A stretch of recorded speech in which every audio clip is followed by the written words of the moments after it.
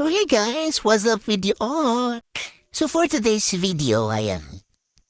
Tapos ko lang maligo, gabi na hawi ko lang galing work. And naabutan ako ng ulan. So, syempre kailangan natin maligo para iwas sakit, you know. So ito, may chika ako sa inyo. Nagbabalat kasi yung pako guys. Tapos tignan nyo, may mga nakuha akong mga balat. Oh, look at that. Oh, hindi nyo makita, wait. Tanggalin natin yung film. Ayan, kita nyo ba? Kita nyo yung pagbabakbak na aking paa. Wait, hindi yan dumi ah. Hindi yan, nagbabakbak talaga siya. Actually, ilang, tignan ko. Actually, ilang ano na siya. Ilang, siguro 3 weeks na since nung nag-swimming kami. Hindi ko alam kung bakit naggaganin ang pako. Pati yung mga kamay ko, ayan o. Ayan siya. Nagbabakbak siya ng malala. And ito yung ano ko. Ito yung mga nakuha. Look at that.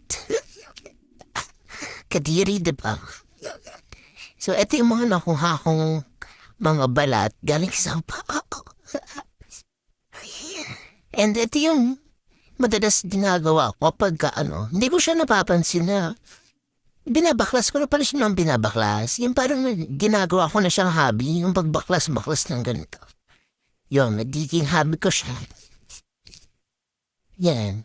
Diba? Ang kapal ng kalon ng babae na to. Sa mga balat, sa kamay ko rin meron. Yung mga nagbabalat din. So, yun. Share ko lang. Ang weird lang kasi tignan mo. Super kapal niya talaga. And pagka nasobrahan siya ng lalim ng hugot ng mga balat na to, nagsusugat siya.